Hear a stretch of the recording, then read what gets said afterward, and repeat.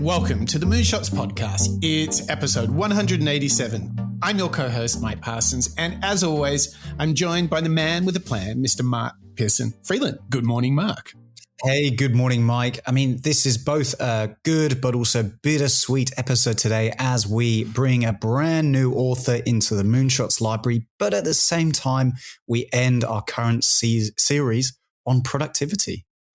Oh, Mark, I think there are no tears being shed here. I think we are so productive. I think we're all champing at the bit to unleash our energy in the right direction. And I think today's author is a perfect place to do that, don't you? Yeah, I couldn't agree more. Today, listeners, we are diving into Michael Bungay Stanier, who wrote a great book, Do More Great Work. Stop the busy work and start the work that matters. I mean, Mike, productivity, starting the work that matters. I mean, this seems like a perfect bookend to our series, doesn't it? It does. It's a pretty brutally direct title, Do More Great Work, but irrefutable nonetheless. That's what we're all trying to do here. And we started the series very much about managing your time, managing your energy, prioritization, clearing the decks, focus, finding what you're meant to do. And in a funny way, as two co-hosts, we've kind of chosen the perfect bookend to this series because Michael Bungay Stanier, he just brings it all together, doesn't he? That's his superpower. Yeah, he is bringing it all together. He's reminding us, as we'll find out through the show today, 187, is the illusion, I suppose, that you could call it, when we're up to our eyeballs, as he says, with all these different things that are going on in our lives, whether it's phone calls or meetings, whether they're virtual or real life, or answering emails or just getting notifications. It's a bit of a scramble, isn't it, Mike, to get your good work done. And I think what we're going to find out and what will be revealed today with Michael is a little bit of, let's call it brutal honesty, and a little bit of formation into how we can shift our focus as well as our behavior towards doing more great work. I mean, that's what I want. Yeah. And I guess the emphasis here, he's not saying do more work. He's saying do more great work. And I think this is the perfect way to bring our productivity series together, I think, which is the focus on quality, not necessarily quantity. Because I think we all feel a bit knackered, don't we, Mike? I think we all feel like we're working really bloody hard. So I think the emphasis should be on just doing better quality work, not necessarily more work itself, right? Well, it's funny, isn't it? We all, at least there are people that I know, and I've been guilty of it too, where we sit back and say, wow, I've done a lot of work today. And your assumption is, well, that's all been great work, because my definition of great is when I'm really, really busy. But you're totally right. Sometimes, well, that doesn't necessarily mean it's been good. Just because you've done a lot of stuff and the quantity has been very high doesn't necessarily mean it's very, very good or even great. And I think you're right. As we will find out from Michael, it is that definition, isn't it? That definition and honesty that we've got to have as we reflect on the work that we do and how, good to great maybe it is. Yeah, and I think I would even say that the sort of highly adrenalized, world record busyness that we experience, I'm going to say I have found it almost strangely and not even sort of unpleasantly addictive in that when you have the chance to slow down, reflect, and so forth, it feels awkward. I'm going to go as far as saying you can even feel a little bit guilty. You know what I mean? Yes. Yeah. When you are prioritizing doing, let's say, less work, but more impactful work. So the quality piece. Yeah, you're right. When I'm not sitting there answering email after email, Slack notification after Slack notification, and I think, oh, what have I done? Well, I've certainly maybe done some deep work. Maybe I've really cracked a problem that I've been sitting on for ages, but I haven't been able to answer and stay on top of my inbox. Suddenly I think, well, where's my priority? Should it be in answering 50 emails every morning? Or should it be actually just defining and being disciplined with myself and saying, okay, well, this is the work that's going to matter. Replying to that email can come later. Indeed. And that's the battle we're in. And Michael Bungay Stanier, in his book, Do More Great Work, is going to pull together a number of big Moonshots themes. He is going to illuminate the path. And the most appropriate place, of course, to illuminate the path would be to talk about wombats. Everything you do falls into one of three different categories. It's either bad work, good work, or great work. Bad work, good work, or great work. And it's a model. It's a simple model. And I love models. My theory is all models are wrong, but some are useful. And I think this is a wrong, useful model, right? Okay, so bad work, good work, and great work. And what I like about this is it's kind of intuitive, right? You start to get a sense of what it is right away. So what do you think I am talking about when I say bad work? What do you think I mean? This is an interactive session, by the way, so yeah, it's not a rhetorical question. So what do you reckon? His work. His work, yeah. Well, his reputation does precede him, so I understand that, yep. Bad work, what do you reckon? Laziness could be. Yeah, what else? Bureaucracy. Now you're getting there. What else? Doesn't make you feel satisfied. Doesn't make you feel satisfied. You guys are on the right path, but you're kind of being a bit polite about it, right? Bad work is the mind-numbing, soul-sucking, life-denying, stab myself in the eye with a pen because the pain doesn't stop type of work, right? It's bureaucracy, it's pointless meetings, it's paperwork, it's processes that tangle you up. I mean, it's like it just is there. And I want to give you two ways for you to think about and remember bad work. Here's a question. Does anybody know what this animal is? A koala bear? You're on the right continent, but you're so wrong, right? Not a koala bear. What else? It's not a Tasmanian devil. It's not a wallaby. Wallabies are like baby kangaroos.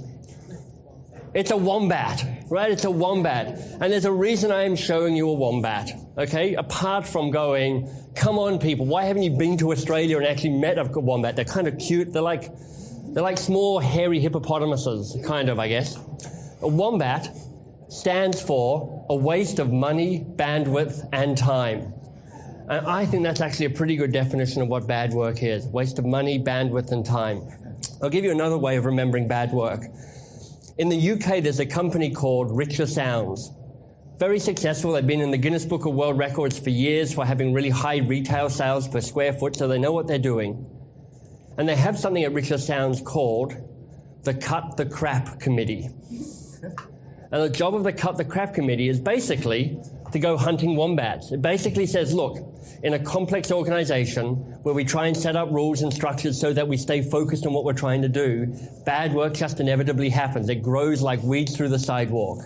And the Cut the Crap Committee, they take high potential managers every year, put them on this committee, and their job is to try and eliminate some of the bad work that is just springing up around them. I mean, Mike, apart from that fantastic segue at the beginning where our listeners maybe thought, wait a second, what's going on here? The connection between Michael Bungay Stanier, a series on productivity and wombats. Yeah. I think what Michael's doing here, again, in classic Michael MBS characteristic fashion, is bringing to light a pretty new idea that is perhaps being honest with ourselves, which is the definition being a waste of money, bandwidth, and time as bad work. And Mark, and he talked about it. It is soul sucking. And I think we've all been in those moments where we feel like what we're doing is a waste of time, money, effort, bandwidth, but it just has to be done. This is the enemy of productivity because nothing good can come of work that is sucking out your soul or it's just one big fat hairy wombat.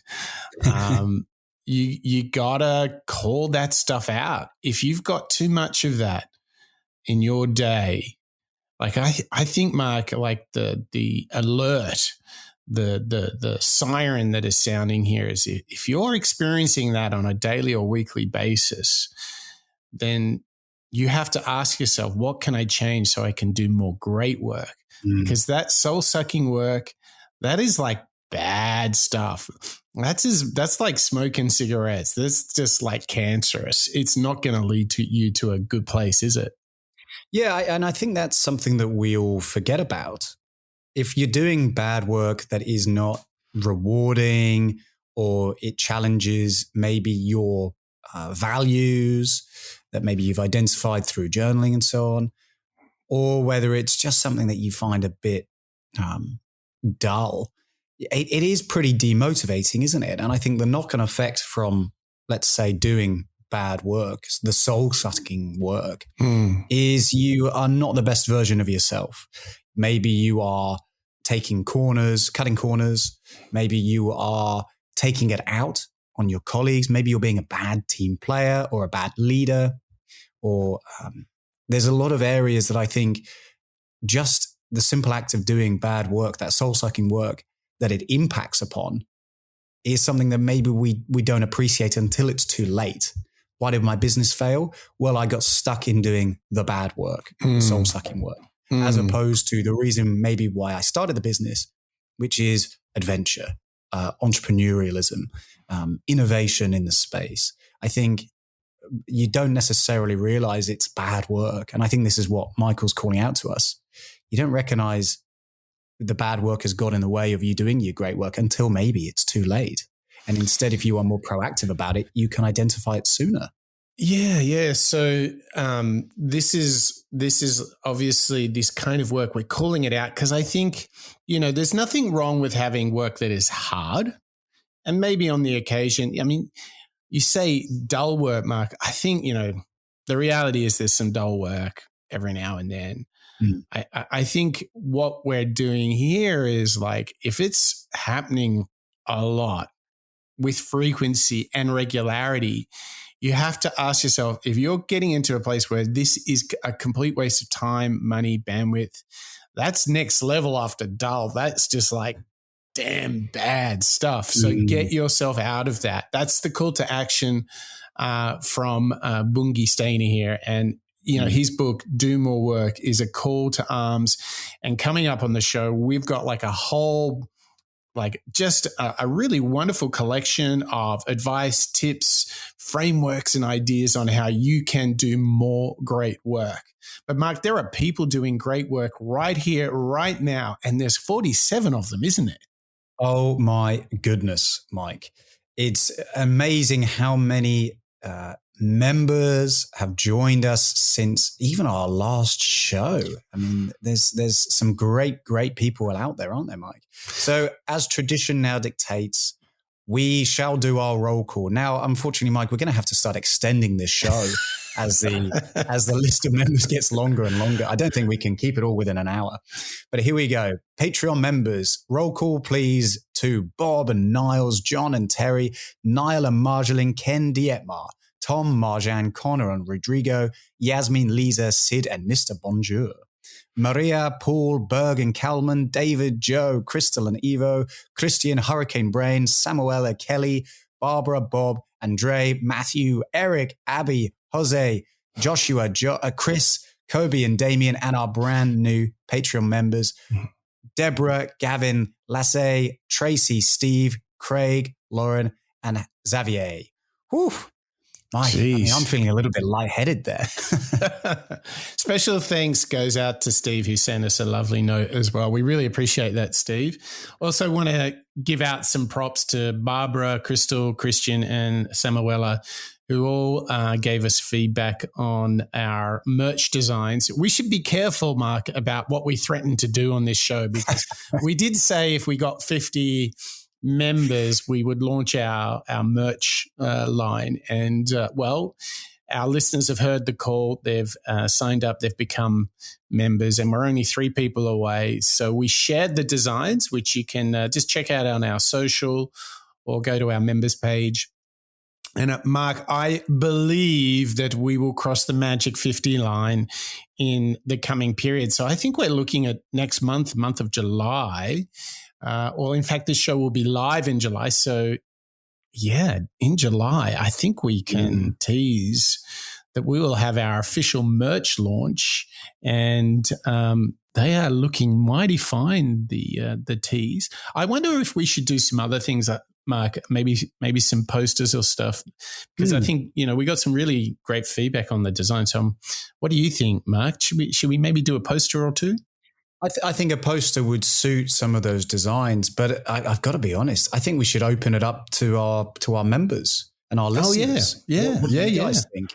We've teased the tease. Now let us know if you think that a poster or some other type of equipment or release is of interest. Whether it's, I don't know, Mike. I don't know what we can make. Laptop bags, tote bags, coffee cups. I mean, we can go a bit crazy here. So, but seriously, thank you to all our members. Very grateful for your support, because it helps us pull together all of our production, all of our hosting, all of those little bills that it kind of hit us every month to put this show together. And we're really keen to do the traditional, the classic Moonshots podcast, ad-free. This is not brought to you by Squarespace. It's just brought to you by you, because you guys are the ones that are supporting us. So thank you ever so much for your support. And, you're doing good work. Hopefully we're doing okay as well. And I think, Mark, it's time to go back to this little masterpiece, the book, Do More Great Work. What do you think? Yeah, I think we've understood now from Michael, from one of his talks at Google in 2011. Let's now hear from Michael again and actually understand not only the definition of great work, but how it can actually light you up. So what do you reckon great work's about? Something you have a passion for sure. What else? You lose track of time. You've had that moment, that kind of flow moment where kind of time speeds up and slows down all at the same time. Yep, great. What else? Exactly, love that. An effective use of money, bandwidth, and time, right? Opposite to the wombat. So that's exactly it. This is the work that you're like. When I signed up at Google, this is what I wanted to be doing, right? It's the work that lights you up. It's the work that has some meaning to you. It's the work that you care about. I mean, you know how sometimes it is when you're down the pub and somebody says, okay, so we're doing the small talk thing, so what do you do? And sometimes when you get asked that question, your heart sinks a little bit, right? And you're like, and then you wind up your internal PR agent and you kind of make your job look a little bit shinier than it actually is. And part of you is going, am I trying to convince them I have a really good job? Or am I trying to convince me I have a really awesome job, right? That's a good work moment. But when you're doing great work, you've got a great work project going on, and somebody says, so what are you up to? And you start telling them about great work, you basically start chasing them around the pub, right? And they're sort of backing away from you going, God, dude, we're doing small talk here. Relax. Calm down. Okay? So the challenge with great work, is this. People are hungry for more of it, but on the one hand, it's like you are at a crossroads. On the one hand, you have all the excitement that you're talking about with great work, the work that you care about, the work that you're proud about, the work that gets you in at work early, that work that you wake up thinking about because you're so excited about it. But at the same time, you're standing at this crossroads, there's fear as well. Because this is the new work, the different work, the work that pushes you to the edge of your own level of comfort, your own level of competence, your own level of certainty.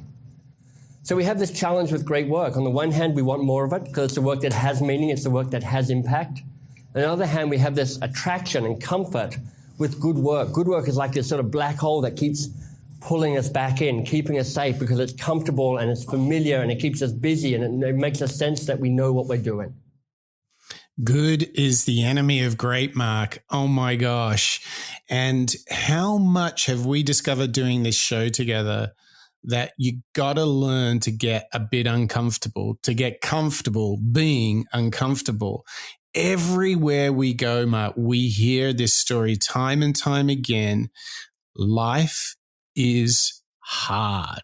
There are problems, and you need to, in Yoko Willing style, learn to say, problems, good. Right? And here we have it. Michael Bungay Stanier is doing exactly the same thing. The stretch for great work includes hardship. So just get used to it, because by design, we in self-protection mode will always err to easy over hard. We are literally genetically going, don't put yourself at risk here. It's like, David Goggins says, when you think you are spent and you have to give up, he said there is so much on the other side of that. So much. And what we have to realize is our greatest enemy here is self-doubt. Our greatest enemy is that kicking in of, oh, I'm tired, I should really rest up now. Because that is why mediocrity is everywhere. And so few people do great work. So few people achieve greatness. And one of the core ideas in doing this is get used to the idea that it's going to hurt a bit, and that's okay. That's okay. And all the great stories that we hear of people that have done amazing things on the sports field, in the office, for culture, for society, all of them have sacrificed and undergone hardship. So we cannot afford to be tricked by all these side hustle promises and like 6-pack abs in 6 seconds. That's a lie. Get used to it taking days, weeks, months, years. It can take a lifetime, and that's okay. If you really do want to light yourself up, like Michael talks about, get used to the hard stuff. Is this not one of the biggest themes of our show, Mark? I mean, it's just a huge topic, isn't it? We did a deep dive into resilience back in starting with Angela Duckworth with Grit. Do we remember that? Show 146, as well as Eric Greitens with Resilience and Ross Edgley, The Art of Resilience. And all of these concepts, thoughts, spirits, I suppose you could call them, the spirit of not quitting is so essential for the success of entrepreneurs. We covered it with Napoleon Hill, Think and Grow Rich, even all of the building blocks of being successful or driven or essentially maybe just happy is by investing in the discipline, I think it is, of not turning around when things are too hard and instead identifying that road less traveled, the path of more resistance as a productive choice, because it's ultimately within your control to choose that route. And instead, if you are erring away from that slight difficulty, that good work, as Michael says, the safe work, let's be honest, sometimes the easy work, the thing that makes it look like you are productive because you can send 50 emails in a morning and therefore look like you've been productive. But as we know, quantity is not necessarily quality. And I think this is where that connection between Michael with productivity as well as resilience is really coming to life for me.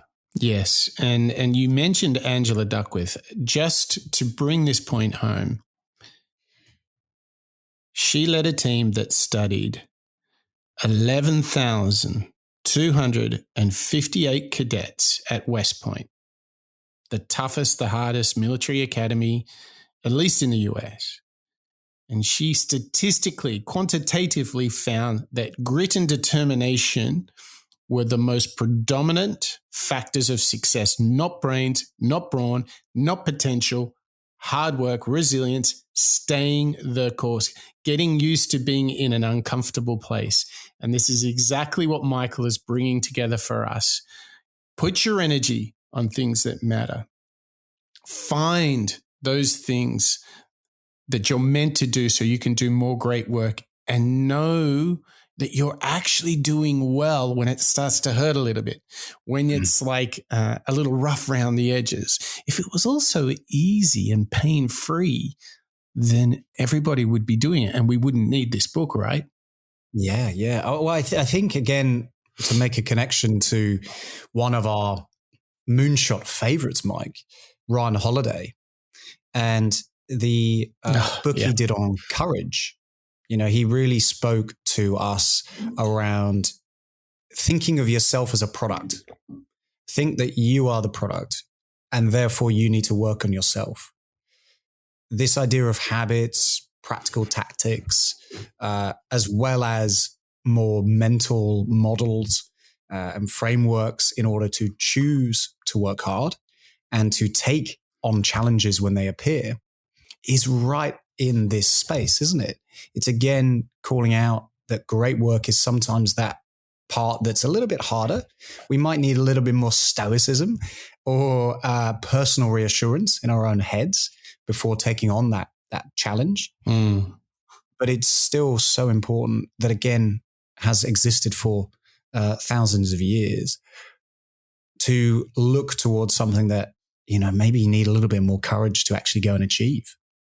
Well, just staying on the relationship between Ryan Holiday and Michael Bungay Stanier is the other book that came to my mind. You mentioned courage. It's Obstacle is the Way, where he's basically, Ryan Holiday saying, for 2,000 years, the Stoics have been saying, the obstacles going through the mountain is the way.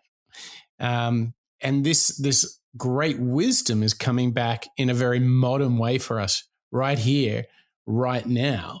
And I think this is really starting to build a picture. We've got the wombat, the waste of money, bandwidth, and time, but we've also got get ready for it to be hard, right? And that's good. That's good. Yeah. And Mark, sometimes there's another hard thing in life. And getting into your podcast apps, so like Spotify or Apple Podcasts, and leaving ratings and reviews, I know it can be a little bit hard, can't it, Mark? It can be a little bit hard, but you know what? It is great once it's been done. And as we know from all of our Moonshot members and all of our Moonshots individuals within the library, choosing that path that's slightly more resistance is great. So if you're listening to us via Apple Podcasts, Spotify, any of the other podcast apps, pop along into the app and leave us a rating or a review, because that really does help spread the Moonshots message, the Moonshots learning that we're doing every week across the world, Mike. And we've really reached quite a number of the four corners of the globe over the past couple of years, haven't we? Yeah, and that's why the ratings and reviews are so important, because it helps new people discover the Moonshots podcast. And a big shout out for, now this is a great username, Lero Rococo from France. What a fantastic name. And Lero said, you'll hear really interesting topics, and they really like how we analyze and take all these different angles and get into all the mindset stuff. So Lero Rococo en France, as they would say, we really do thank you for your review. That's so fantastic. And for all of you listening right now, whether you're a member or not, it costs you absolutely nothing to open up your app. So just go in and flick it open and go in, give it a thumbs up, give it a star, maybe pen a few words about why you like the show. We'd really appreciate it, because it really does help us. So get in there, do the hard work, get comfortable being uncomfortable, put yourself out there a little bit, because, Mark, we're putting ourselves out there every single week, aren't we? Yeah, that's right. And it's nice when we do hear from listeners such as Aurora Coco that we're covering topics that are interesting.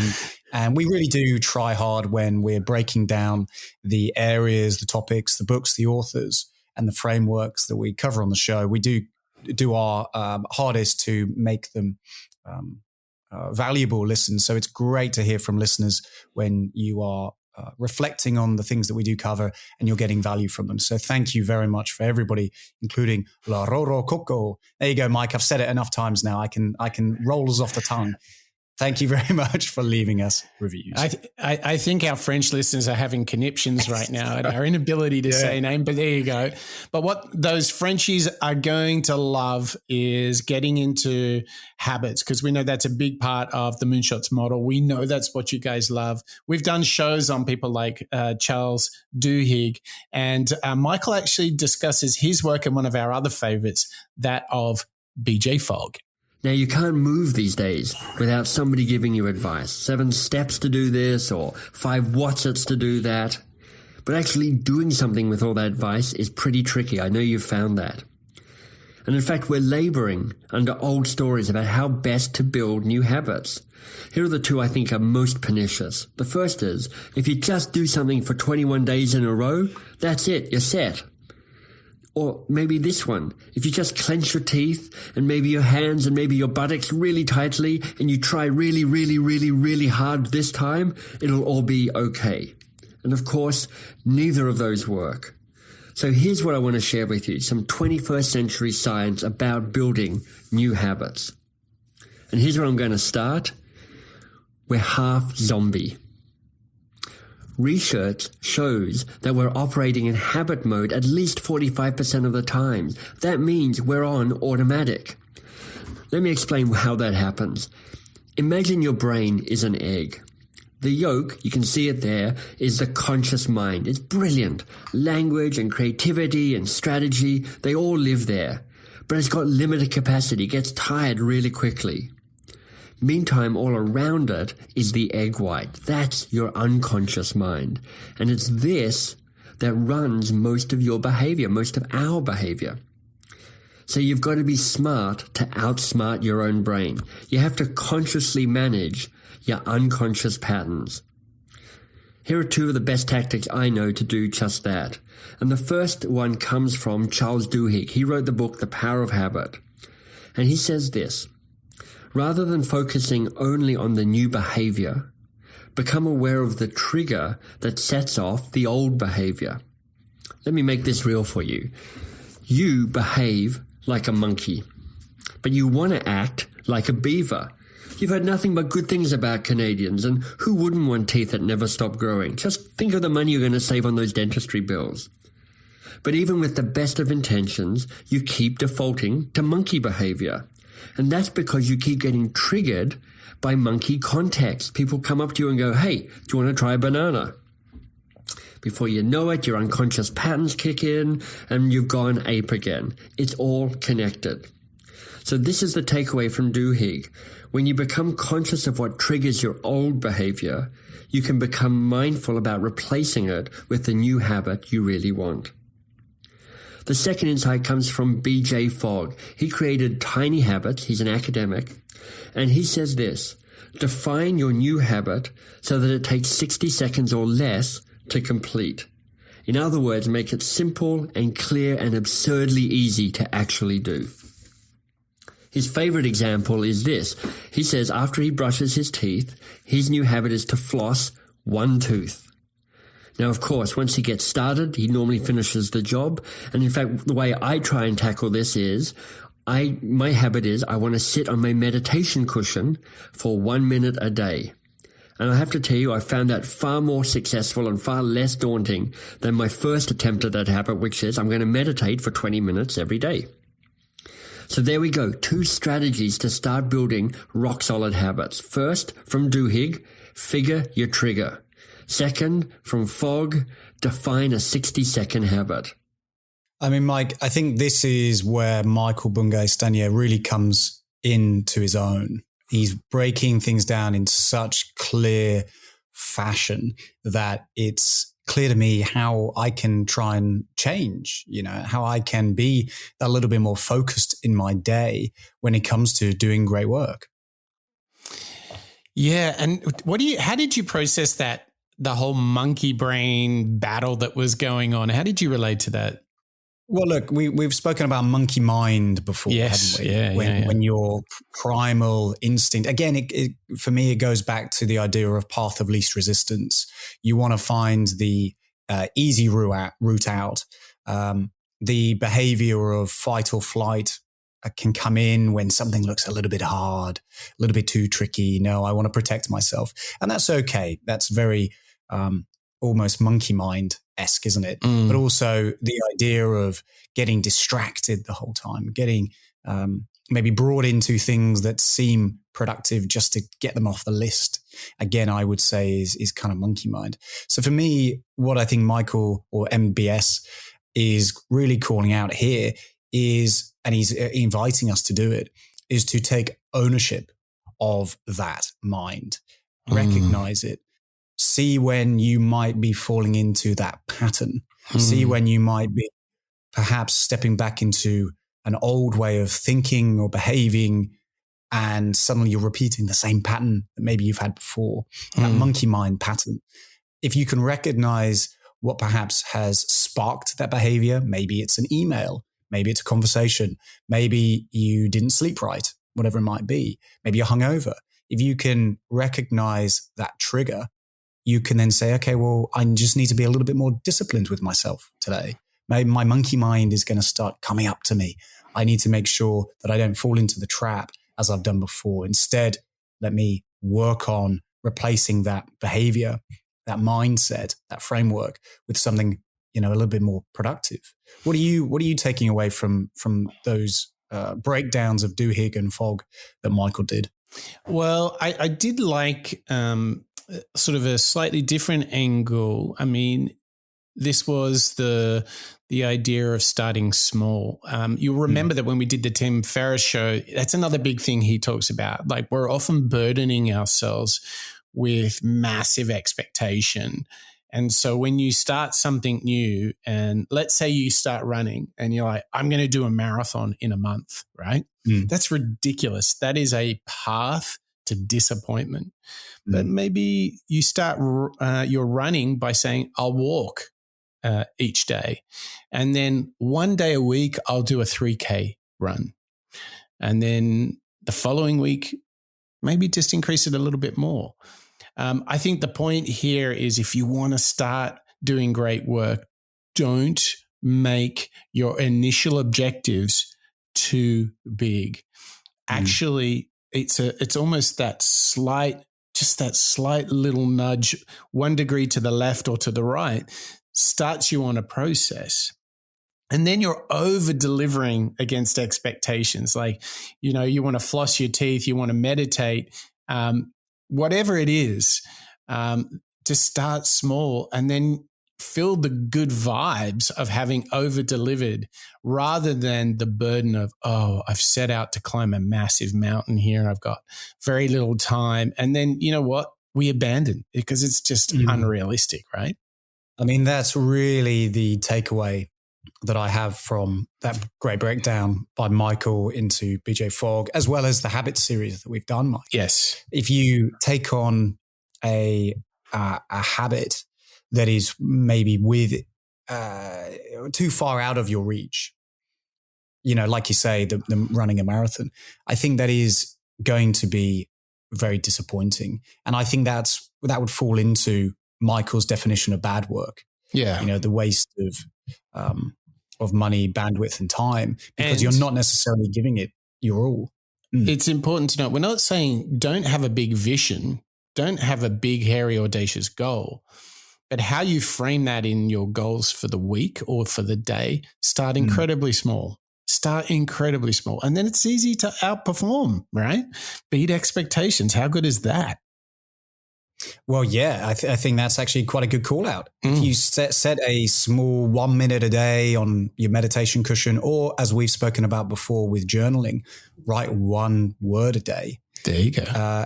Then you're always going to be maybe a little bit surprised or even pleased with how far you get, because like Michael says about BJ Fogg doing the 1 tooth of flossing a day, you end up doing the whole job anyway. Exactly. And then you feel good. I mean, again, it's making your bed every morning It's all part of that theme of just continuous improvement and the desire to work on yourself. And this is exactly what Michael is discussing with a couple of other chaps here on the Moonshots podcast. Now, I'm starting with Dan Coyle. He's the author of The Talent Code and The Little Book of Talent, and these are both great books worth picking up. Coyle got curious about why some places in the world seem to be hotspots for talent. From the Bronte sisters in Yorkshire to Russia and Moscow for women's tennis.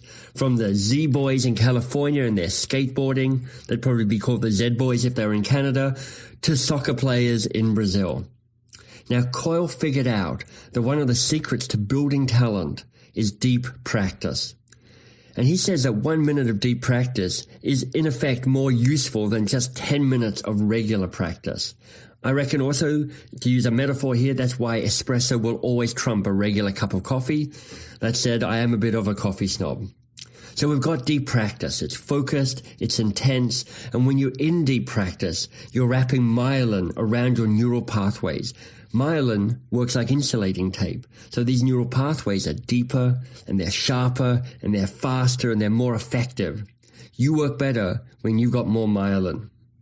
So what is deep practice? Well, there are 3 steps to it. Step 1, chunk things down. Break down the process you're practicing into the smallest steps possible. So for instance, in tennis, you don't want to practice your serve. What you want to practice is just that one step of throwing the ball up in the air and truly mastering that as a habit. The second step is repetition. And repetition. And then repetition. And then repetition. And, it's not just repeating the same thing over and over again. You want to try things out. You want to slow it down. You want to speed it up. All of this is to get us to that third step of deep practice, which is when you learn to really feel success. You want to get a sense of when it's working and when it's working well. I imagine it's like if you're a gymnast and you really stick the landing, or maybe a diver, and when you enter the water without a splash, it's that feeling that you're really trying to get in your bones. So that's deep practice from Dan Coyle. But now I want to introduce you to another smart man, Leo Babauta. He is the guy behind the Zen Habits blog. Now, I've actually shared a cup of tea with Leo. That's me name dropping. And I have to tell you, he is actually as nice in person as you might expect from his writing. And he's got a ton of great posts on the Zen Habits blog, worth checking out. But here's the one thing that I've truly taken from Leo, and it's one of the reasons why your New Year's resolutions die so horribly year after year after year. We just try and take on too much. We try and, at the same time, lose weight and exercise more and eat more healthily and talk to the ones that we love more often and watch less TV and it goes on.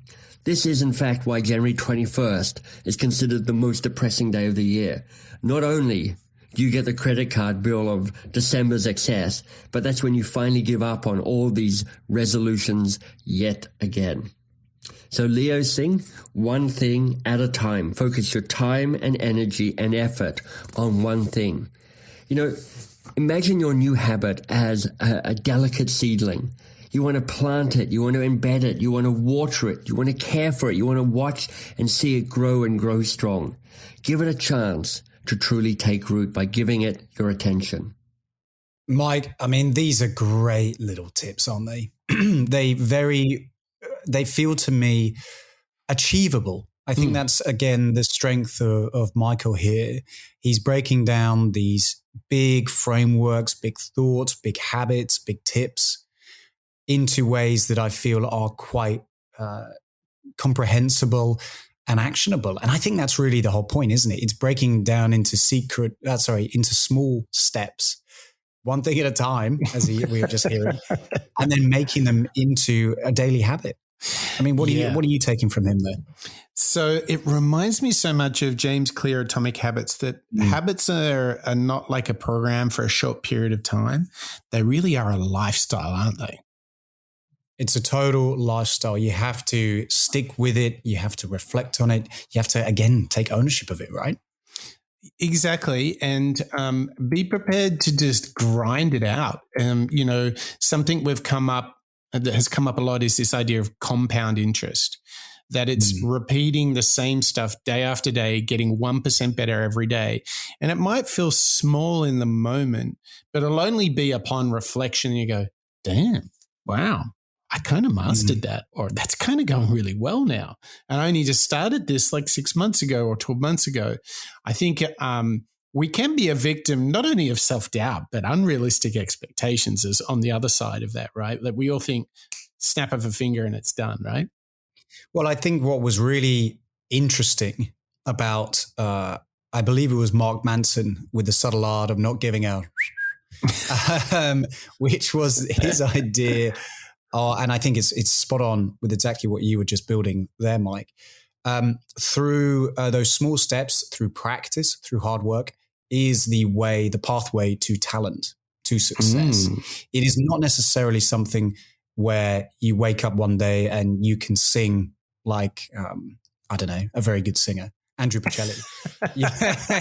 Or maybe someone more contemporary, Mike. Talent and success is the product of that discipline and that hard work.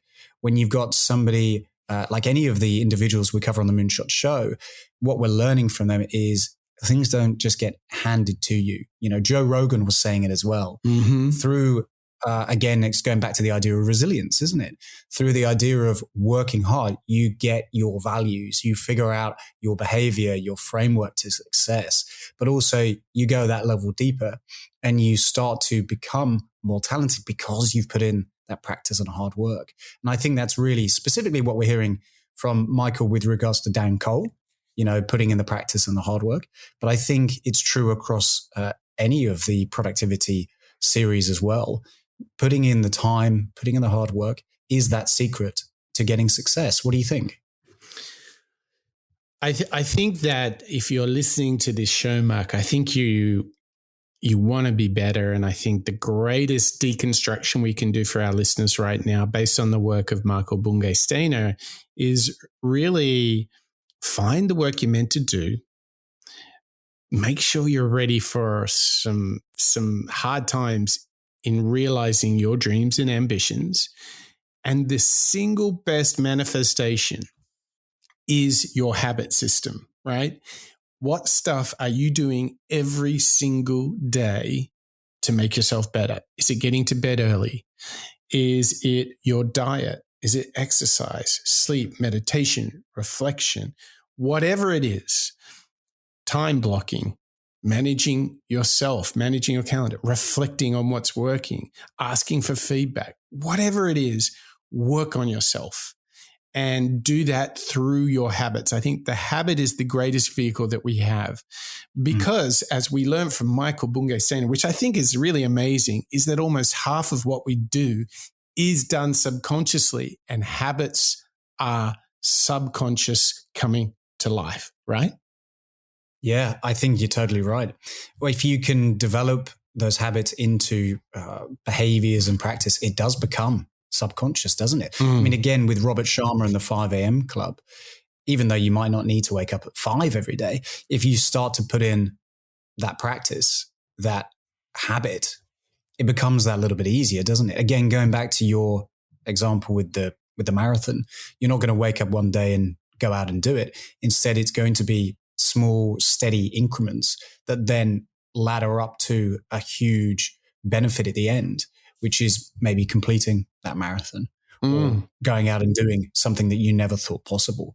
And I think what Michael's calling out here with Do More Great Work is he's sort of inviting us to say, right, I want to build those great habits. I want to uncover and understand how I can go out and do better work, great work in this case. And it really does start with working on yourself, doesn't it? Yep, it really does. Let's do a quick, before we play our last clip, let's do a fun little game. Let's do our top 5 habits that just come to mind.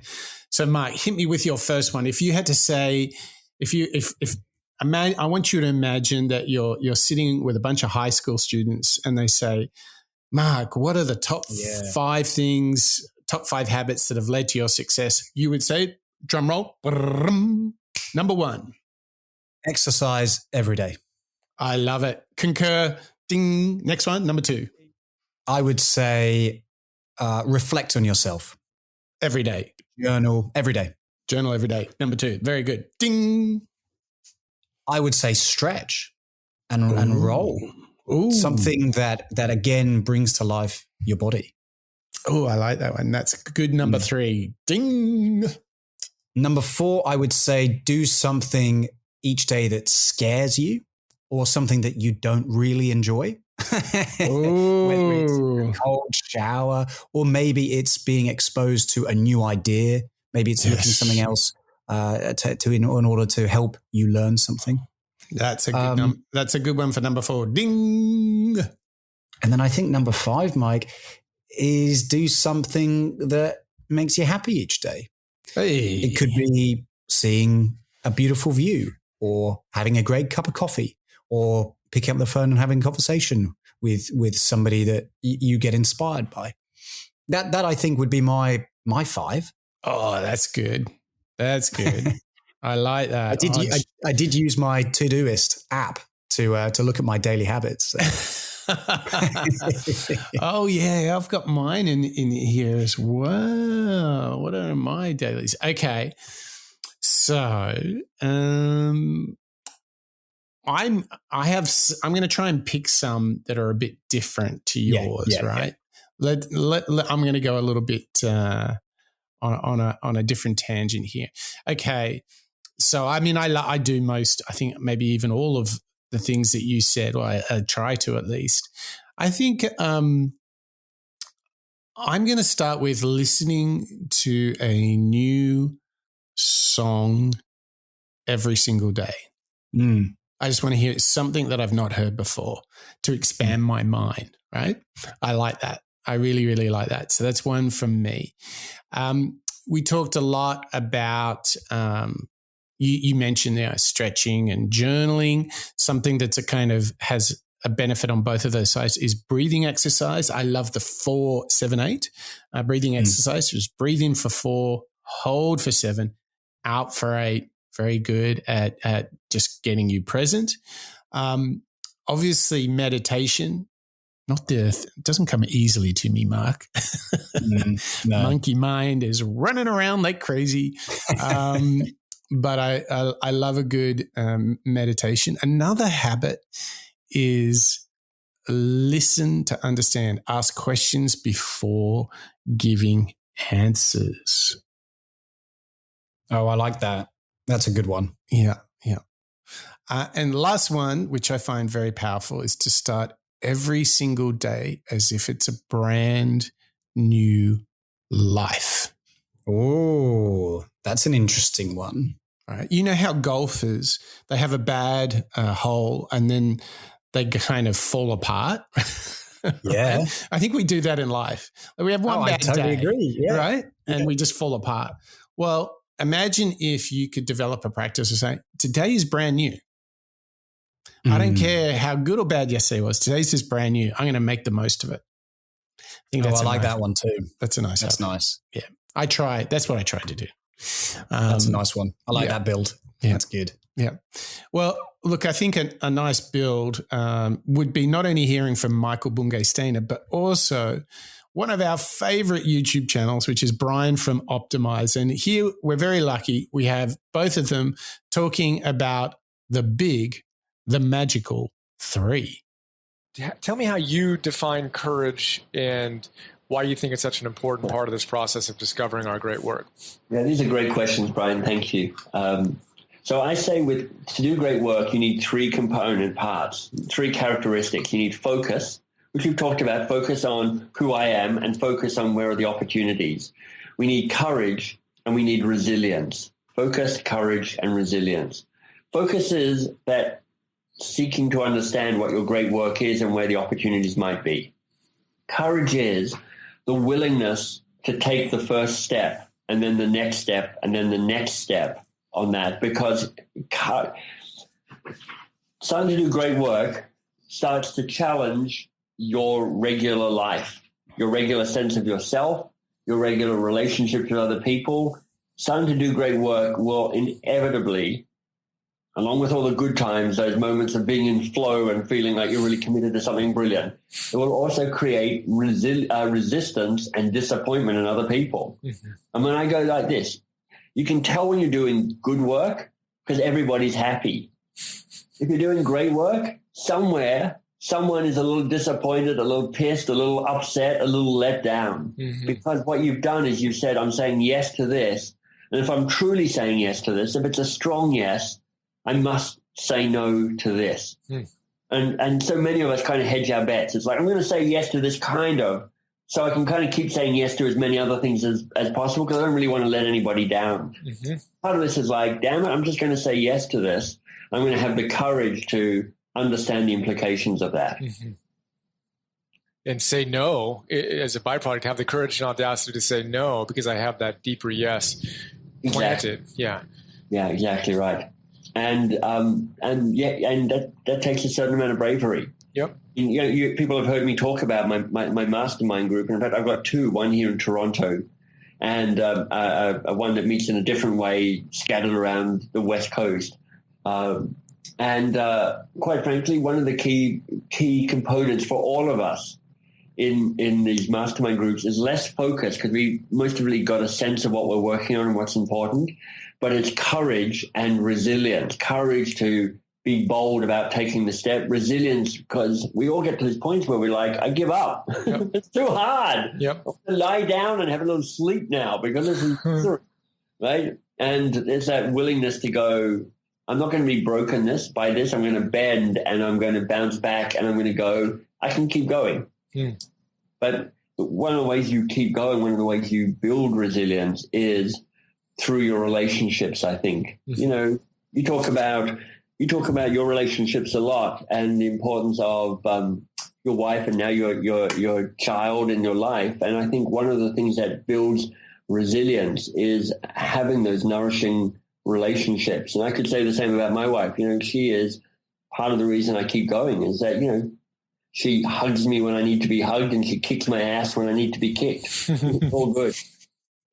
The triumvirate, Mike: focus, courage, and resilience. I mean, if there were ever three areas that we cover on the Moonshot show, I think Michael, MBS, and Bungay Stanier has called them out, right? Yeah, in one show, he's done what it's taken us 186 shows to get to. How hilarious is that?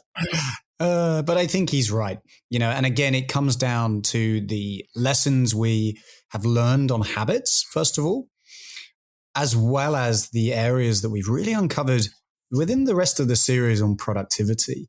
This confidence or courage to really focus on, let's say, one thing at a time. Let's be, as David Allen was calling out, finding that stress-free productivity and the hyper-focus. I feel like Michael's really pulling us all together and closing it up. What do you think?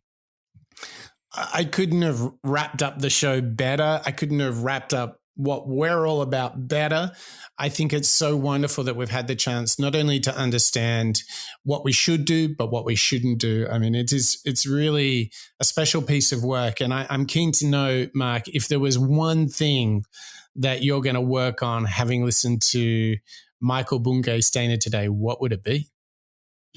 You know what, actually, this is quite a tough one, because I think all of the areas have been really, really valuable and have compartmentally or compoundly built upon one another.